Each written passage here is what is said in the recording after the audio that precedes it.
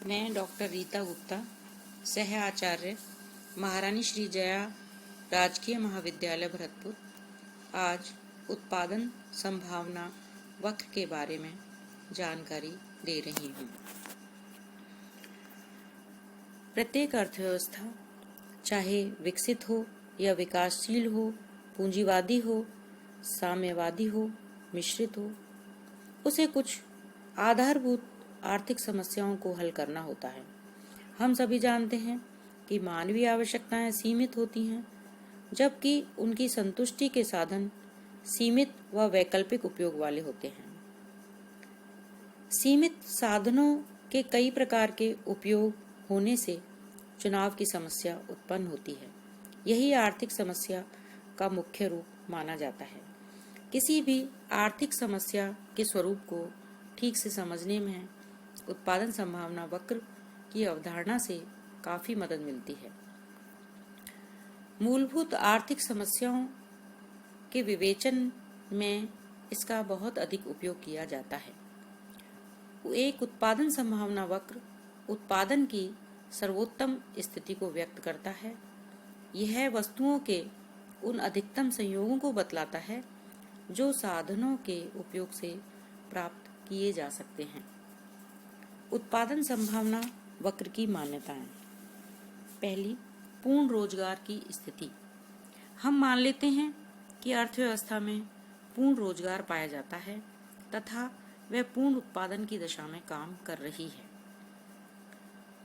अर्थात कि अर्थव्यवस्था में बेरोजगारी व अल्प रोजगार की स्थिति नहीं पाई जाती। दूसरा, साधनों की पूर्ति स्थिर मानी जाती है। हम यह भी मान लेते हैं कि उत्पादन के साधनों की पूर्ति स्थिर होती है, लेकिन वे विभिन्न व वैकल्पिक उपयोग के बीच में परिवर्तित हो सकते हैं। तीसरा, उत्पादन की तकनीक स्थिर रहती है। विश्लेषण के दौरान उत्पादन की टेक्नोलॉजी नहीं बदलती। चौथा, साधनों का उपयोग पूर्ण कार्यकुशलता से हो रहा है। उत्पादन संभावना वक्र के पीछे यह मान्यता होती है कि उत्पादन के सभी साधनों का उपयोग पूर्ण कार्यकुशलता से हो रहा है। सैमुअल्सन व नॉर्डहाउस ने मक्खन व बंदूक के उत्पादन का एक सरल एवं सुंदर उदाहरण लेकर उत्पादन संभावना वक्र की अवधारणा को स्पष्ट किया। हम इसी उदाहरण का उपयोग करेंगे।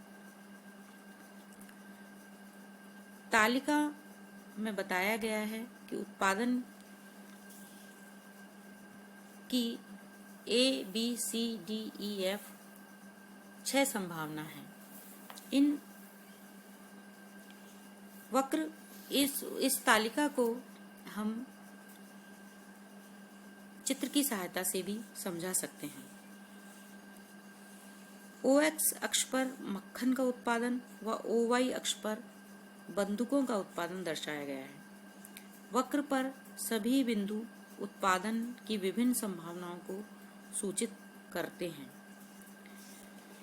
चित्र से स्पष्ट है कि यदि देश के समस्त उत्पादन साधन बंदूकें बनाने में लगा दिए जाएं, तो A बिंदु पर 16,000 बंदूकें बन सकती थीं, और यदि ये समस्त साधन केवल मक्खन बनाने में लगा दिए जाते तो F बिंदु पर 5 लाख किलो मक्खन उत्पन्न किया जा सकता था। यदि दोनों वस्तुएं बनानी हैं, तो A से F के बीच में कोई भी बिंदु चुना जा सकता है। युद्ध काल में संभवतः B व C और शांति काल में D या E जैसा कोई बिंदु पसंद किया जाएगा। अतः एक देश अपनी परिस्थिति व आवश्यकता के अनुसार किसी भी बिंदु का चुनाव करेगा। चित्र में मक्खन व बंदूक के उत्पादन का N संयोग प्राप्त नहीं हो सकता, क्योंकि उसको प्राप्त करने के लिए देश में आर्थिक साधन पर्याप्त नहीं हैं। अर्थव्यवस्था अपने साधन बढ़ाकर अथवा उत्पादन की तकनीक में सुधार करके ही N बिंदु को प्राप्त कर सकती है। इसी प्रकार यदि अर्थव्यवस्था में मक्खन व बंदूक का उत्पादन वक्र से नीचे किसी बिंदु M पर उत्पादन कर रही है, तो इस संबंध में भी हम यह कह सकते हैं कि साधनों का पूर्ण उपयोग नहीं हो रहा है या साधनों का पूर्ण कार्य कुशलता से उपयोग नहीं हो रहा है, या कुछ साधन बेकार पड़े हैं या अर्ध बेकार पड़े हैं। अतः एक उत्पादन संभावना वक्र के विभिन्न बिंदु उत्पादन की उन विभिन्न संभावनाओं को व्यक्त करते हैं जिन पर साधनों का पूर्ण उपयोग व पूर्ण कार्यकुशल उपयोग हो पाता है।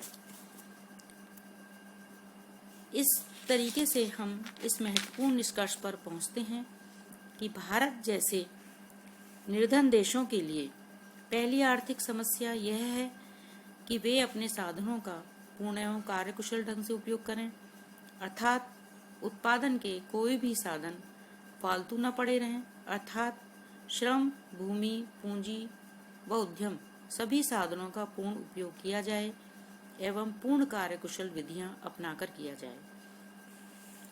दूसरी समस्या यह है कि वे अपने साधनों में वृद्धि करें जिससे उत्पादन के और अधिक ऊंचे संयोगों को प्राप्त कर सकें। इस प्रकार उत्पादन संभावना वक्र के द्वारा आर्थिक समस्या का सही रूप प्रकट किया जा सकता है।